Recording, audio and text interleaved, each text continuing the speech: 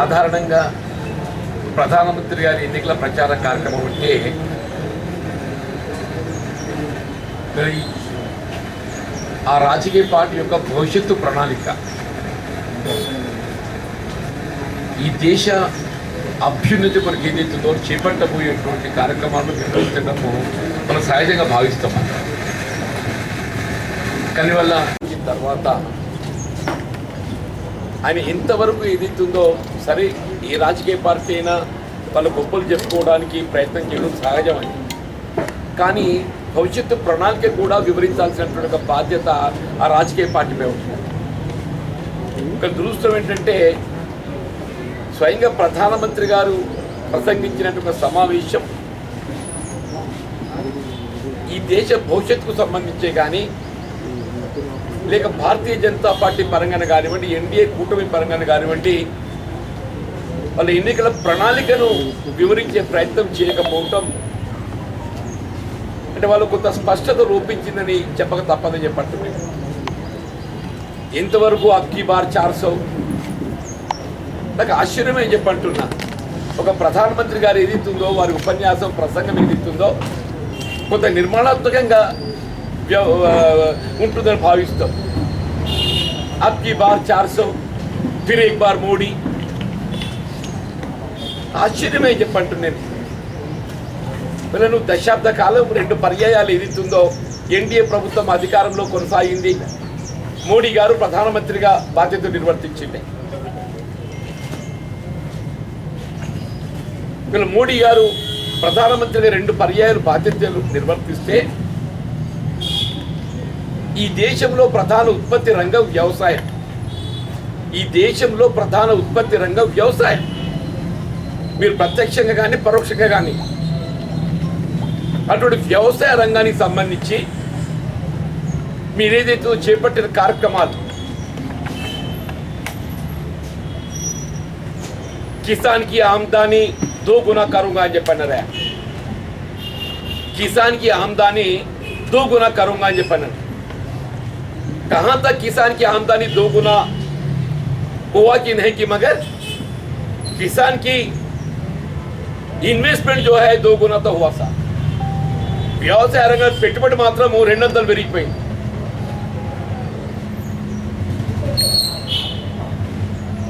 దేశ రాజధాని సరిహద్దుల్లో సంవత్సరాల తరబడి రాజకీయాలకు అతీతంగా సంయుక్త కిసాన్ మోర్చా ఏ కేంద్ర ప్రభుత్వం ఏదైతుందో వ్యవసాయ ఉత్పత్తులకు కనీస మద్దతు ధర నిర్ణయింప చేయడం జరుగుతుందో, మినిమం సపోర్ట్ ప్రైస్, దాని చట్టబద్ధత కల్పింప చేయాలని చెప్పి ఒక ఉద్యమం కొనసాగుతుందని చెప్పి అంటున్నా. వ్యవసాయ రంగాన్ని ఏదైతుందో మనం పెట్టుబడిని పరిగణలోకి తీసుకొని ఆ వ్యవసాయ ఉత్పత్తుల మద్దతు ధరలు కనీసం రైతాంగానికి ఏ మేరకు కల్పించబడ్డట్టయితే రైతుకు ఏదైతుందో లాభసాటిగా ఉంటుందనే భావనతోని ఎంఎస్పీ నిర్ణయం చేస్తారా. మినిమం సపోర్ట్ ప్రైస్ అన్లెస్ దాని చట్టబద్ధత అనేది లేకుండా ఉన్నట్టయితే అసలు ఎంఎస్పీకి గుర్తింపు ఏముంటుంది? అన్లెస్ మీకు దాని చట్టబద్ధత కల్పిత లేకుండా ఉన్నట్టయితే అసలు ఎంఎస్పీ అంటే ఏంది, దాని గుర్తింపు ఏముంటుంది అని చెప్పంటున్నాయి. వీళ్ళు ఈ దేశంలో ఏదైతుందో ఆనాడు అంటే స్వాతంత్రానంతరం ఏదైతుందో వ్యవసాయ రంగాన్ని పెద్దపీట వేయాలనేటువంటి ఒక భావన తలంపుతోని భారీ నీటిపారుదల ప్రాజెక్టుల నిర్మాణమే కానీ చెప్పంటున్నాను. ఆనాడు పండిట్ జవహర్లాల్ నెహ్రూ గారు ఏదైతుందో భారీ నీటిపారుదల ప్రాజెక్టులను ఆధునిక దేవాలయాలుగా అభివర్ణించిండని చెప్పంటున్నాను. దాని పర్యవసానం వల్ల వ్యవసాయ రంగంలో ఏదైతుందో మనకు సాధించిన పురోగతి అని చెప్పంటున్నాను.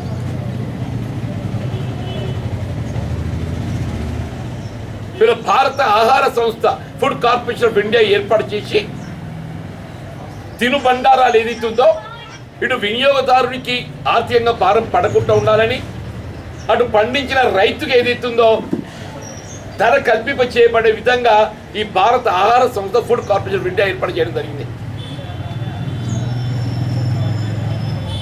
ఇండియా ఏదైతుందో ప్రధానమైనటువంటి ఒక మన ఆహారం సౌత్ ఇండియాలో ఏ విధంగా రైస్ మనము ఆహారంగా భావిస్తామో, నార్త్ ఇండియాలో వీట్ గోధుమ, ఈ రెండింటినీ సేకరింపజేసే బాధ్యత భారత ఆహార సంస్థ పైన. వాటితో పాటుగా ఇతర వ్యవసాయ ఉత్పత్తులు, నూనె గింజలే కానీ, పప్పు దినుసులే కానీ, మిల్లెట్సే కానీ, ఇవన్నింటి కూడా ఏదైతుందో నువ్వు ఎంతవరకు అయితే కనీస మద్దతు ధర కల్పన చట్టబద్ధ కల్పింప చేయలేవో, రైతాంగం ఏదైతుందో నీ పప్పు దినుసులు, నూనె గింజల ఉత్పత్తి పట్ల మొగ్గు చూపడం లేదు. పప్పు దినుసులు, నూనె గింజల పట్ల మొగ్గు చూపలేకపోవడం కారణం ఏంటంటే కనీస మద్దతు ధర లభ్యత పట్ల ఏదైతుందో విశ్వాసం తన్నగిలేదు. మీరు నాఫెడ్ ఏర్పాటు చేసుకునే మనం ఇది ఇవ్వాలనేది కాదు. నాఫెడ్ రాష్ట్రాలలో మార్ఫెడ్ ఉన్నది. మీరు నాఫెడ్ ద్వారా, మార్ఫెడ్ ద్వారా ఏదైతుందో మీరు పప్పు దినుసులు, నూనె గింజలు, వ్యవసాయ ఉత్పత్తులు అన్నింటిని కూడా కనీస మద్దతు ధర కల్పింప చేసి రైతుకు ఒక ఆత్మవిశ్వాసం నింపగలిగే అవకాశం ఉందని చెప్పి అంటున్నాం. మరి దురదృష్టం ఏంటంటే మోడీ గారు ఇంత ప్రధాన ఉత్పత్తి రంగం వ్యవసాయం పట్ల ఏదైతుందో ఒక విధంగా బాధ్యత రాహిత్యంగా అంటున్నా, ఒక విధంగా బాధ్యత రాహిత్యంగా చెప్పి అంటున్నా. ఆనాడు రూపొందించబడ్డ మూడు నల్ల చట్టాలు ఆశ్చర్యం ఏంటంటే నువ్వు ఎక్కడ నమ్ముకో ఎవడిగా నమ్ముకోనట్లే. నువ్వు ఎక్కడ నమ్ముకో ఎవడిగా నమ్ముకో, ఇది ఆశ్చర్యకరం అని చెప్పి అంటున్నాను. నువ్వు ఎక్కడ నమ్ముకో ఎవరికి నమ్ముకున్న తర్వాత ఏది ఎంఎస్పీ ఎక్కడికి వెళ్ళి వస్తుంది? మొత్తం దేశం రైతాంగం అంతా ఉద్యమించిన తర్వాత వాటి ఉపసంహరింపజేసి, కానీ ప్రత్యామ్నాయంగా రైతాంగానికి అండగా నిలిచే విధంగా, ఆత్మవిశ్వాసం నింపే విధంగా ఆ కనీస మద్దతు ధర చట్టబద్ధత అనేది ఇంతవరకు నిర్ణయం తీసుకోలేదు. ఎన్నికలు ప్రకటింపబడ్డాయి. What does mean by Kisan Kalyan? What does mean by Kisan Kalyan?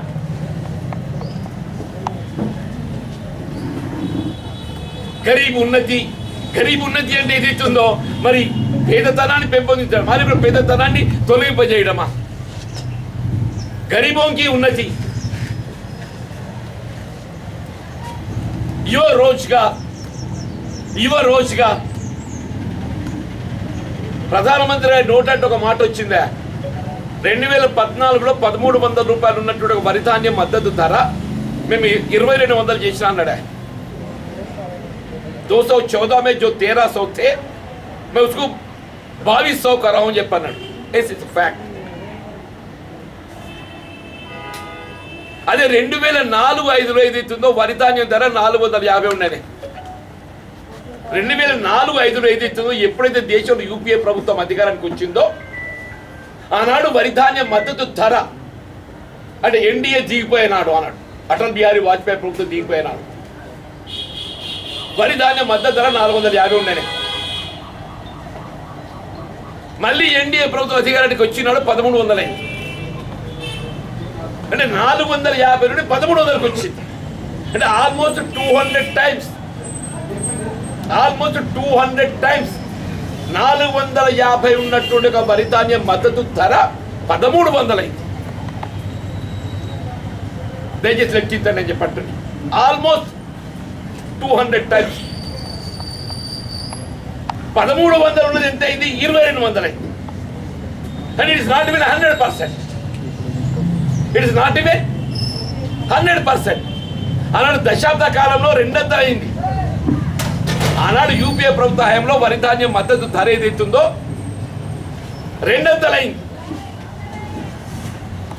2 times more. ఇక్కడ కనీసం రెట్టింపు కాలేదు. దానికి చట్టబద్ధత లేదు. ఇది ఏ ప్రధాన ఉత్పత్తి రంగం వ్యవసాయం భావిస్తామో ఆ ప్రధాన ఉత్పత్తి రంగం వ్యవసాయ రంగానికి సంబంధించి చెప్తున్నాను చెప్పంటున్నాను. రైతు కూలీ వారికి భద్రత కల్పింప చేయబడే విధంగా ఏదైతుందో వ్యవసాయ రంగాన పని లేని సమయంలో పని కల్పింప చేయబడే విధంగా జాతీయ గ్రామీణ ఉపాధి హామీ పథకాన్ని ప్రవేశపెట్టించింది అంటున్నారు. జాతీయ గ్రామీణ ఉపాధి హామీ పథకం అని చెప్పంటున్నా. రైతు కూలీలకు ఏదైతుందో అదొక ఆత్మస్థైర్యాన్ని కల్పించిందా? భూమి లేని వాడికి ఏదైతుందో మనకి ఒక 2 ఎకరాల భూమి నట్టు అయిపోయిందా? భూమి లేని నిరుపేదలకు ఏదైతుందో జాతీయ గ్రామీణ ఉపాధి హామీ పథకం ఓ 2 ఎకరాల భూమి నట్టు అయిపోయిందని చెప్పండి. నువ్వు ఆ జాతీయ గ్రామీణ ఉపాధి హామీ పథకాన్ని ఏ విధంగా నువ్వు మెరుగుపరచాలి? నువ్వు దాన్ని వ్యవసాయానికి అనుబంధం చేయి. జాతీయ గ్రామీణ ఉపాధి హామీ పథకాన్ని ఏదైతుందో వ్యవసాయానికి అనుబంధం చేసినట్టయితే ఇటు రైతాంగానికి ఏదైతుందో వ్యవసాయ కూలీల ఆర్థిక భారం ఏదైతుందో తగ్గే అవకాశం ఉంటుంది. రైతు వ్యవసాయ కూలీలకు ఏదైతుందో వాళ్ళకి పని లభిస్తుంది. అది ఏదైతుందో ఎక్కడ ఎన్ఆర్ఎంజీస్ బలోపేతం చేస్తే యూపీఏ ప్రభుత్వం కాంగ్రెస్ పార్టీ పేరు వస్తుందని చెప్పని ఆ ఎన్ఆర్ఎస్ కార్యక్రమాన్ని నిర్వీర్యం చేసే విధంగా నీకు 22-23లో 72,000 కోట్లు ఉన్న బడ్జెట్ 22-23లో 23-24 వచ్చేవారు కదా బడ్జెట్ పెరగాలి కదా దామాషా. 72,000 కోట్లు ఉంది, 60,000 కోట్లకు వచ్చింది. అంటే ఇక దయచేసి అంటే మోడీ గారి యొక్క ఆలోచన విధానం వ్యవసాయ రంగం పట్ల కానీ వ్యవసాయ కూలీల పట్ల కానీ ఏ విధంగా ఉండవు దయచేసి గమనించండి చెప్పండి. అన్నాడు ఏమన్నా సంవత్సరానికి 2 కోట్ల ఉద్యోగాలు ఇస్తా ఉన్నావా? సంవత్సరానికి 2 కోట్లు, 10 సంవత్సరాల కాలంలో 20 కోట్లయా? నువ్వు దశాబ్ద కాలం గడిచింది, 20 కోట్లు కాదు కదా, మొత్తం ప్రభుత్వ రంగ సంస్థలన్నీ నిర్వీర్యం చేసి అమ్మకానికి పెట్టిండే. ఇలా ప్రభుత్వ పరంగా ఉద్యోగాల కల్పన పక్కన పెట్టు. కేంద్ర ప్రభుత్వం ఉన్న ప్రభుత్వ రంగ సంస్థలన్నీ అమ్మకానికి పెట్టి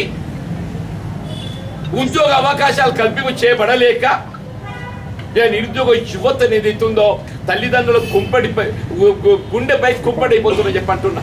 ఇదే నా నిరుద్యోగ యువతకు నువ్వు చూపే మార్గదర్శకం?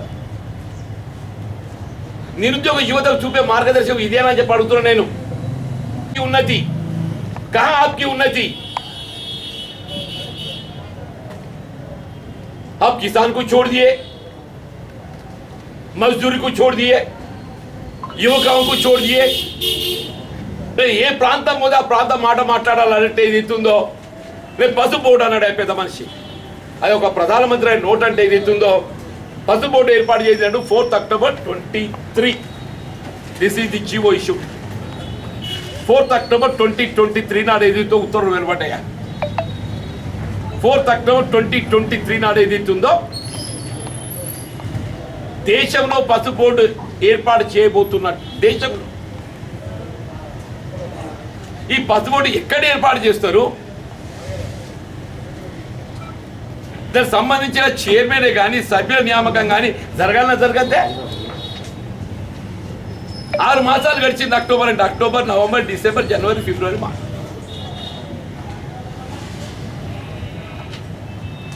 నిజామాబాద్లో మనం పసుపు బోర్డు ఏర్పాటు చేయాలని చెప్పని మనం భావిస్తున్నామే.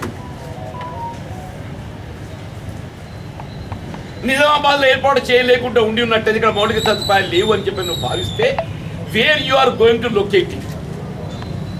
Wear you are going to locate it? దానికి సంబంధించిన మార్గదర్శకాలు, దానికి సంబంధించినటువంటి ఒక కార్యవర్గము, సాంకేతిక నిపుణులు ఏర్పాటు చేయాలని చెప్తే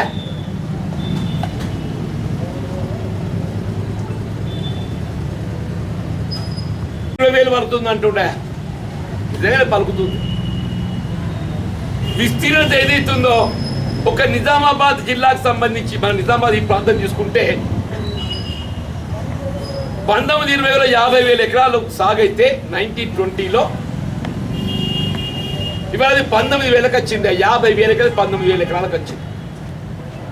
2019-20లో పసుపు విస్తీర్ణత సాగు ఏదైతుందో 50,000 ఎకరాలు ఉంటే ఇవాళ 19,000కి వచ్చింది. And it's about 1/3 has gone to 40%కి వచ్చిందా.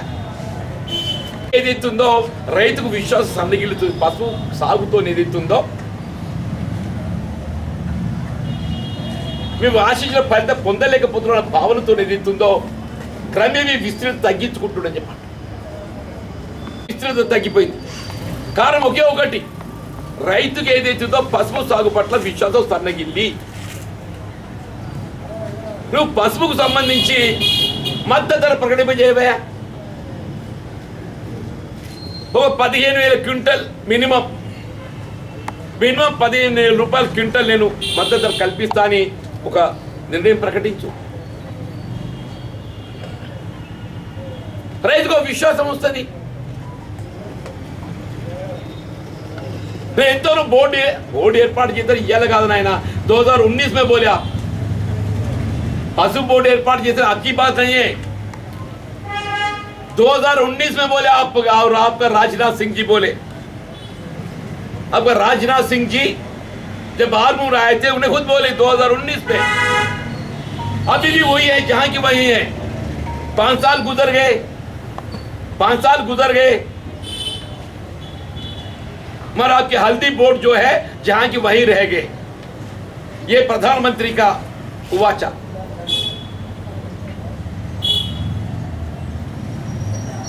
పేదలు షుగర్ ఫ్యాక్టరీ గురించి మాట్లాడతాడు. ఇంకా నాకు ఇది ఇంకా ఆశ్చర్యం చెప్పండి. నిన్నటి దాకా అధికారంలో ఎవరు ఉన్నదే? నువ్వున్న వాళ్ళే కూడా యూపీఏ ఉన్నదా? ఈ ప్రాంతానికి ప్రాతినిధ్యం ఎవరు వహించిందే? మీ భారతీయ జనతా పార్టీ చెందిన సభ్యుడా ఇంకెవడన్నా ప్రాతినిధ్యం వహించిండా? నిజామాబాద్ పార్లమెంట్ నియోజకవర్గాన్ని ప్రాతినిధ్యం ఏంటితో భారతీయ జనతా పార్టీ అభ్యర్థి ప్రతినిధి ఇదే ధర్మపురి అరవింద్ గారు ప్రాతినిధ్యం వహించిండు. 5 సంవత్సరాలు గడిచింది. కాయల పట్ట పరిశ్రమను తెరిపించే అవకాశం కేంద్ర ప్రభుత్వానికి ఉన్నది. కాయల పట్ట పరిశ్రమను 6 యూనిట్స్ ను రీఓపెన్ చేసే అవకాశం కేంద్ర ప్రభుత్వానికి ఉన్నది. All it needs only 1000 crores. ఒక 1000 కోట్లు పెట్టినట్టయితే, ఒక 1000 కోట్ల గ్రాంట్ ఇస్తే ఈ 3 ఫ్యాక్టరీలు పునఃప్రారంభమైతే. అసలు మోడీ గారికి ఇంకో విషయం తెలుసో తెలియదు నాకు. అంటే ఆయనకి ఎవరో ఫీడ్ చేస్తారు. ఆయనకి ఏం తెలుసు అది ఎప్పుడు ప్రైవేటైజ్ అయింది అనేది? ఇది 2001-2లో ప్రైవేటైజ్ అయిందా? 2001-2లో. అప్పుడు రాష్ట్రంలో తెలుగుదేశం ప్రభుత్వం ఉండే, మిత్రపక్షం భారతీయ జనతా పార్టీ. 2001-2లో ఎప్పుడైతే ప్రైవేటైజ్ అయిందో ఆనాడు రాష్ట్రంలో తెలుగుదేశం పార్టీ అధికారంలో ఉండే, దానికి భారతీయ జనతా పార్టీ మిత్రపక్షం మెట్టుపల్లికి వెళ్ళేది ఎత్తుతో బీజేపీ శాసనసభ్యుడు ప్రాతినిధ్యం వహిస్తుండే. ఎప్పుడైతే ఈ షుగర్ ఫ్యాక్టరీ ప్రైవేటైజ్ అయిందో ఆనాడు మెట్టుపల్లికి వెళ్ళేది ఎత్తుందో భారతీయ జనతా పార్టీ పార్లమెంట్ సభ్యుడు ప్రాతినిధ్యం వహిస్తుంది. వెంకటరమణారెడ్డి దాము అసెంబ్లీ అంటున్నారు. విద్యాసాగర్ రావు గారు ఎంపీ గారు. టీడీపీ బీజేపీ పొత్తుల వ్యవహారం. 2019లో టీడీపీ బీజేపీ పొత్తుల వ్యవహారం. ఇద్దరు కలిసి కొట్లాడిండ్రు.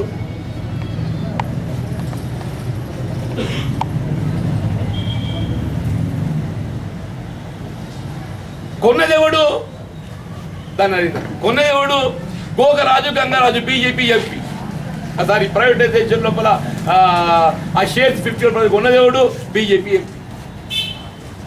మోడీ గారికి తెలుసా ఈ సంగతి? నేను 3 చెప్తున్నా బాబు. ఇది ప్రైవేటైజ్ అయిన నాడు ఏది ఉందో రాష్ట్రంలో తెలుగుదేశం పార్టీ ప్రభుత్వం కొన్నది. నిన్నటి దాకా అలాయ్ భలాయ్ టిఆర్ఎస్ బీజేపీ. ఎవడు బాధ్యుడు? నువ్వు కేంద్రంలో అధికారంలో ఉండేది ఎత్తుందో ఈ రాష్ట్రంలో రైతాంగానికి వరికి ప్రత్యామ్నాయంగా షుగర్ చక్కెర ఉత్పత్తి ప్రధాన ఉత్పత్తి రంగంగా భావించినట్టయితే అది పునఃప్రారంభానికి ఏదైనా కేంద్ర ప్రభుత్వం నుండి సహకారం అందింపజేసి రీఓపెన్ చేయించవలసిన ఒక బాధ్యత ఇక్కడ ప్రాతినిధ్యం వహిస్తున్న పార్లమెంట్ సభ్యుడు మిత్రుడు అరవింద్ గారే కానీ కేంద్రంలో అధికారం ఉన్న యొక్క ఎన్డీఏ ప్రభుత్వానికి ఉందా లేదే? మీరు ఇద్దరు నిర్లక్ష్యం చేసి ఫిర్ ఏక్ బార్ फिर एक बार मोदी रेड साल दूसरों रायना नहीं ये 2 मरतबा देखिए आपकी फिर एक बार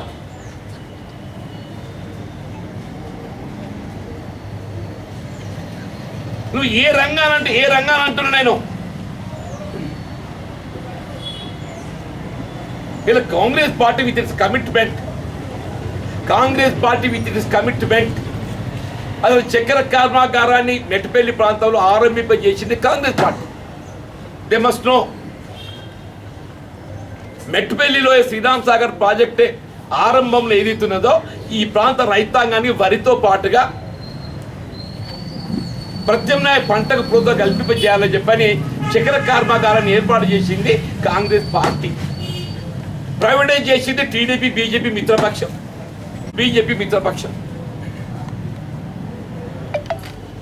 మేము తెలుస్తామని చెప్పని ప్రజలకు విశ్వాసం కలిగిస్తే అప్ప కొడుకు ఇది మా తట్టుందిరా బరాబర్ తెప్పిస్తాం అని చెప్పంటున్నాను.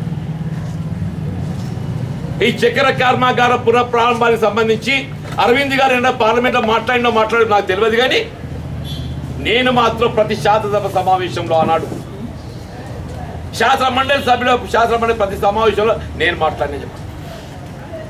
రాష్ట్రంలో కాంగ్రెస్ ప్రభుత్వం అధికారికి వచ్చినా కూడా మాట్లాడినా. Not only when TRS government was in power, Congress వచ్చిన కూడా మాట్లాడి ఏదైతుందో వీళ్ళ కమిటీ వేయించింది నేను అని చెప్పండి. It's Congress party commitment and my commitment.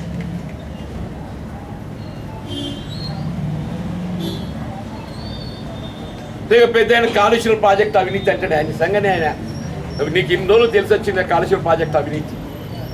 ఈ కాళేశ్వరం ప్రాజెక్ట్ అవినీతిమయం కావడానికి ఎవరు బాధ్యులు? నువ్వు కాదా? కేంద్రంలో అధికారం ఉన్నటువంటి ఒక భారతీయ జనతా పార్టీ కాదని అడుగుతున్నా నేను.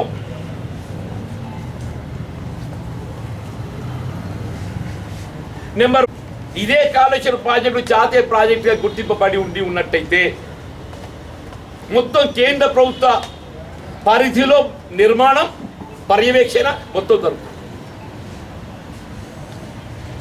కేసీఆర్ మోడీ ఇద్దరు కుమ్ముక్కై కేసీఆర్ అవినీతికి అవకాశం కల్పింపజేయబడే విధంగా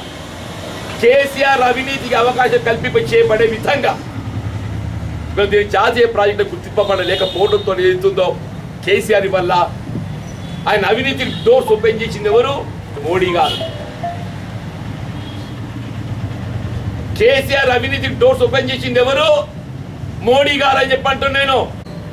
అదే నువ్వు జాతీయ ప్రాజెక్టు గుర్తింప చేయగలిగి ఉన్నట్టయితే ఈ డోర్స్ మూసుంటుండే కదా.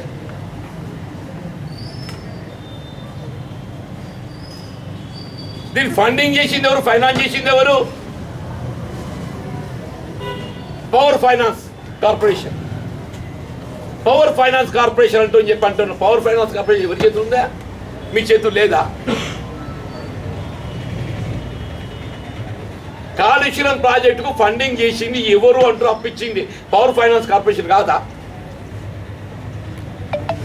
నీ జాతీయ ప్రాజెక్టులు ఏదైతే రిజర్వ్ బ్యాంక్ ఆఫ్ ఇండియా పరిధిలో ఉన్నాయా లేవా?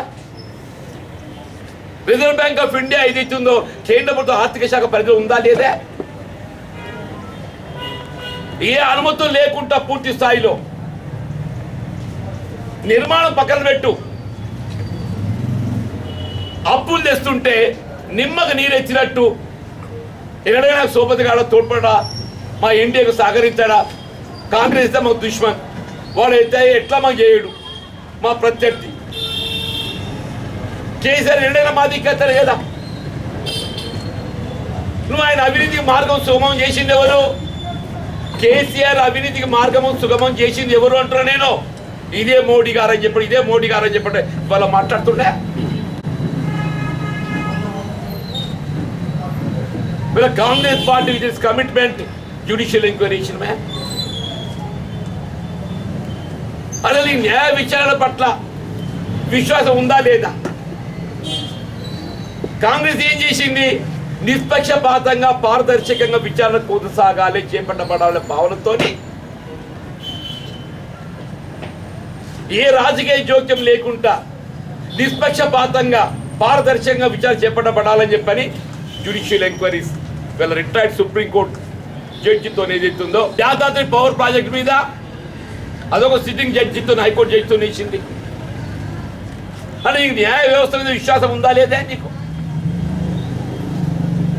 ఇదే స్టేట్ రీఆర్గనైజేషన్ యాక్ట్ రాష్ట్ర పునర్విభజన చట్టంలో పేర్కొన్న విధంగా ఎన్టీపీసీలో 4000 మెగావాట్ల విద్యుత్ ఉత్పాదన ప్రాజెక్ట్ పూర్తి చేయబడి ఉన్నట్టయితే అసలు యాదాద్రి పవర్ ప్రాజెక్ట్ ఎందుకే? యాదాద్రి పవర్ ప్రాజెక్ట్ నిర్మాణము ఈ రాష్ట్రంలో 40,000 కోట్ల ఆర్థిక భారం వేసిందే. దీనికి కేవలం కేంద్ర ప్రభుత్వం తెలంగాణ పట్ల వివక్షత, మోడీ గారు తెలంగాణ రాష్ట్రం పట్ల వివక్షత,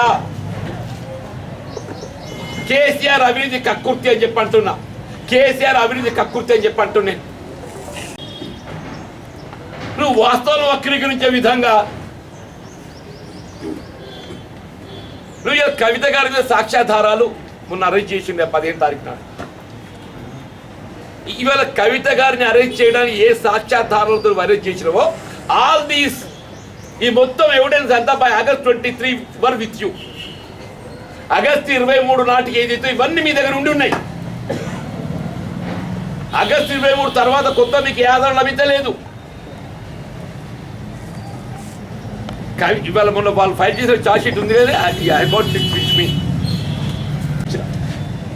ఇందులో పేర్కొన్న అంశాలు అన్నీ ఏదైతుందో ఆగస్టు 23 కంటే ముందు లభించే సాక్ష్యాధారాలతో మాత్రమే కవిత గారిని వాళ్ళు ఏదైతుందో రిమాండ్ చేశారు. ఆగస్టు 23 తర్వాత ఏ ఆధారం లేదు కొత్తది. నువ్వు ఆగస్టు 23కి వెళ్ళి ఫిబ్రవరి దాకా ఎందుకు నిద్రపోయినావా? నువ్వు అదే నవంబర్ ఎందుకు అరేంజ్ చేయలేదు?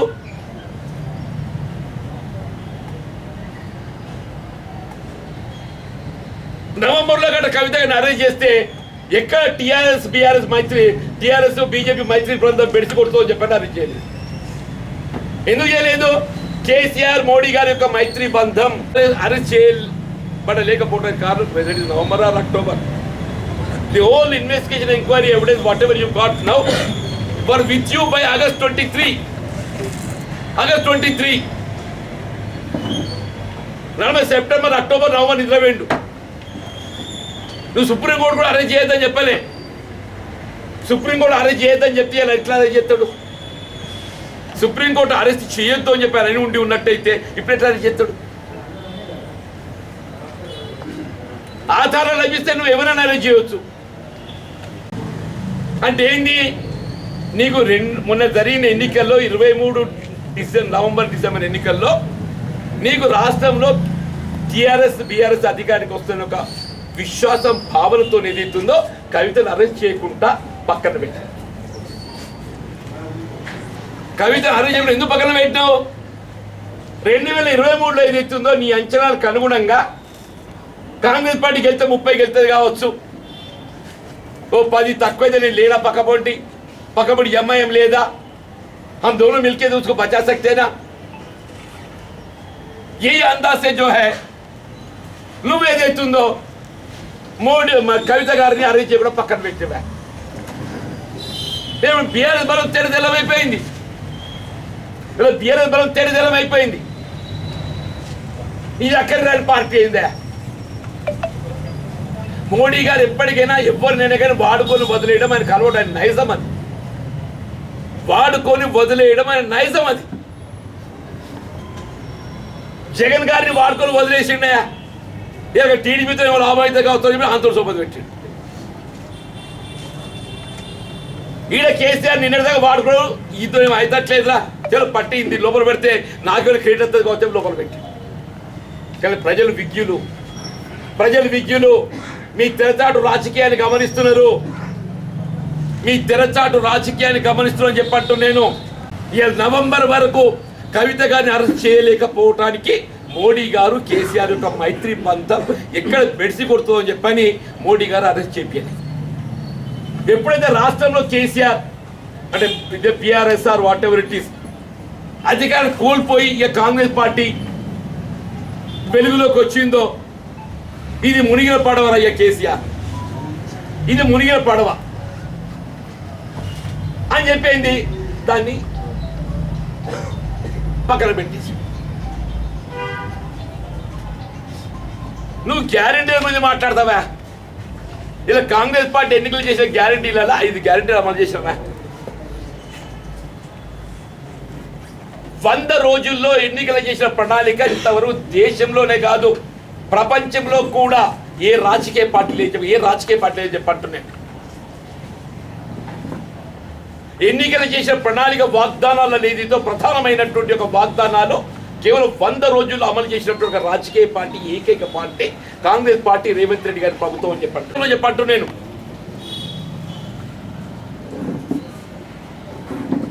నేను మోడీ గారు బీజేపీ నాయకులు అడగదలుచుకున్నానయా, నువ్వు విదేశాల్లో మునుగుతున్న నల్లధనాన్ని తీసుకొచ్చి ప్రతి పేదవాడి అకౌంట్లో 15 లక్షలు వేస్తాను కదనే. ఇది ఎప్పుడు చెప్పిండు? 2014 చెప్పిండు. 2014 చెప్పిండు. విదేశాలలో మూలుగుతున్న నల్లధనాన్ని తీసుకొచ్చి ప్రతి పేదవాడి అకౌంట్లోనే 15 లక్షలు ఇస్తాను. అందరు సంబరపడ్డారా మా ఊళ్ళు. ఇలా విదేశాల మూలుగుతున్న నల్లధనం ఏదైతుందో అది రెట్టింపు అయిపోయి, అది తిరిగి తేవడం కాదు, రెట్టింపు అయిపోయి.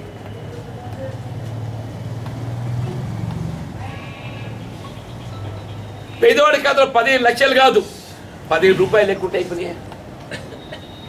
వీళ్ళు ఇచ్చారు వస్తువులు ఎక్కడికి పోయినాయా? ఇప్పుడే చెప్తా ఉల్లిగడ్డలు ఎలుకలు కూర్చొని చెప్తున్నా ఈ ధరలు పెరగడానికి కారణమే మోడీ గారు కాదా? వీళ్ళు నిత్యావసర వస్తువులు ధరలు పెరగడానికి కారణం ఎవరు? కేంద్ర ప్రభుత్వం కాదా అని చెప్పంటూ నేను పెట్రోల్ డీజిల్ $105 ఉన్ననాడు ఏదైతుందో పెట్రోల్ డీజిల్ ముడి సరుకు ఏదైతుందో ఇంధనం క్రూడ్ ఆయిల్ 2014 ఏదైతుందో మీకు $105 ఉంటే ఇవాళ that has come down to 70-75కి వచ్చింది అంటుంది. పెట్రోల్ డీజిల్ ధర తగ్గాల పెరగాలే? అవును, 50-55 రూపాయలు డీజిల్ ఉంటే ఇవాళ 95-90 రూపాయలు, 2 రూపాయలు తగ్గించినాక 2 రూపాయలు తగ్గించినాక పెంచింది 40 రూపాయలు, దించింది 2 రూపాయలు. చూడవా కథ. పెంచింది ఎంత పెట్రోల్ డీజిల్ మీద? 40 రూపాయలు. దించింది ఎంత? 2 రూపాయలు. నిత్యావసర రవాణాకి ఏదైతుందో ప్రధానం ట్రాన్స్పోర్ట్. ఎంతవరకు నువ్వు చెప్పిన మాట మేము వినాలి తప్ప ఏదైతుందో ప్రజాభిప్రాయం మీద పరిగణలోకి తీసుకోగలనే. నువ్వు ప్రజాభిప్రాయం పరిగణలోకి తీసుకొని నీకు తెలిసి వస్తే వాట్ ఈస్ హ్యాపెనింగ్ అని చెప్పని.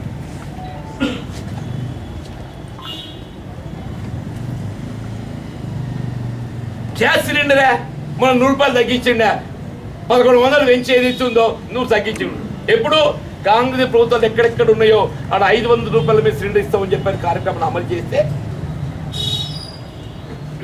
ఇలా మహిళల ఆడబిడ్డలు ఏదైతుందో శక్తి స్వరూపిణి.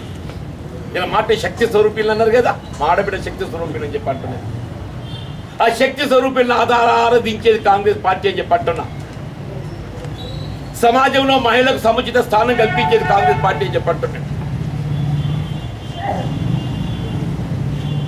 ఉచిత రవాణా సౌకర్యం ఆర్టీసీ బస్సులో నువ్వు ఇస్తున్నావు ఎక్కడైనా? 500 గ్యాస్ సిలిండర్ నువ్వు ఇస్తున్నావా? 200 యూనిట్ల వరకు ఏదైతుందో గృహావసరాల విద్యుత్ వినియోగం ఉచితంగా ఇస్తున్నావు, నువ్వు ఇస్తున్నావా? ఇల్లు లేని నిరుపేదలకు ఏదైతే 5 లక్షల రూపాయలు ఇల్లు మంజూరు ఇస్తున్నావే, నువ్వు ఇస్తున్నావా ఎక్కడైనా? 10 ఏళ్ళు రాజ్యం చేసి 2 సార్లు ఓటేసుకొని నువ్వు ప్రజలకు ఇచ్చిన వాగ్దానాలు నీకు గుర్తుండయి. కాంగ్రెస్ పార్టీ అంత 100 రోజులు కాలేదు నాయన, నువ్వు ఎందుకు ఉలిక్కి పడుతున్నావు? ఈసారి దేశంలో ఏదైతుందో మొత్తం గమనిస్తుండ్రు. ఇలా ఎన్డీఏ కేవలం ఏదైతుందో మాట ఏ విధంగా కేసీఆర్ ఎట్లా గారడీ చేసిందో నిన్నటి దాకా అందరికి అట్లే ప్రమాణం ఉన్నారు. మొన్నటి ఎన్నికల వరకు ఏదైతుందో ఫలితాలు వచ్చేంత వరకు తెలంగాణ రాష్ట్రంలో కూడా ప్రజలు కొంత అయోమయం ఉన్నారు. ఇదంతా అయితట్టురా, కేసీఆర్ మళ్ళీ ఏమో చేస్తాడు, ఈ నమ్మరాదురా అని చెప్పాను. అందరు భయం ఉండిరి. కేసీఆర్ మళ్ళీ ఏమో చేస్తారు, నేను నమ్మరాదు రేడు, మళ్ళీ ఏం చేసినా చేస్తారు, ఆడే వచ్చి రాస్తారా అని చెప్పి అనుకున్నాను. నేను మోడీ కూడా అట్లే భ్రమలు పెట్టాలని చూస్తున్నాడు. కానీ తెలంగాణ రాష్ట్రంలో ఏ విధమైన ఫలితాన్ని వీళ్ళ బీఆర్ఎస్ పార్టీ కేసీఆర్ ఇవ్వడం జరిగిందో రేపు దేశంలో కూడా నీకు అదే ఫలితాలు ఇవ్వబోతుంది భారత ప్రజానికం అని చెప్పారు.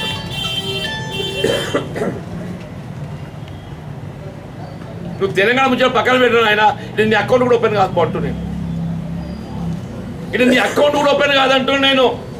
పోయినసారి అటో ఇటో ఏదైతుందో టీఆర్ఎస్ కోపంతో 4 నీకు 4 నాకు వచ్చినాయి, కానీ నీకు అకౌంట్ కూడా ఓపెన్ కాకపోయి సార్ చెప్పంటున్నాను. ప్రజలకు భ్రమలో పెట్టాలని చెప్పి భావిస్తే అది ఎప్పటికీ సాధ్యం కాదు. ప్రజలు విజ్ఞులు.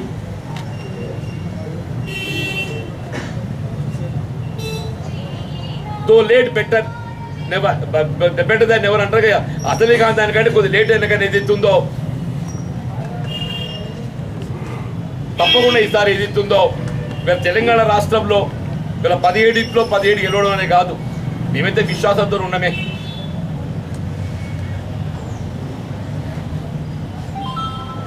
ఇప్పుడు బనాడ మోడీ గారు జగ్జల్ దాకా వచ్చిందంటే మన ఆయన విశ్వాసం ఏదో నాకు తెలియదా.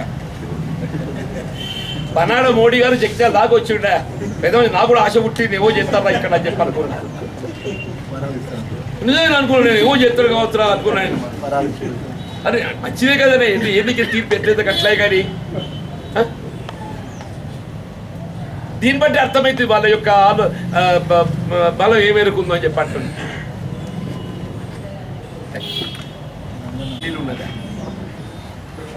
మా అధినాయకులతో జాతీయ నాయకులతో ఢిల్లీలో ఉన్నప్పుడు దీంతో ఢిల్లీ పోడు సహజమా కాదే? నిజంగా మేము ఢిల్లీకి డబ్బులు చేరవేస్తే నువ్వేం చెప్తున్నా?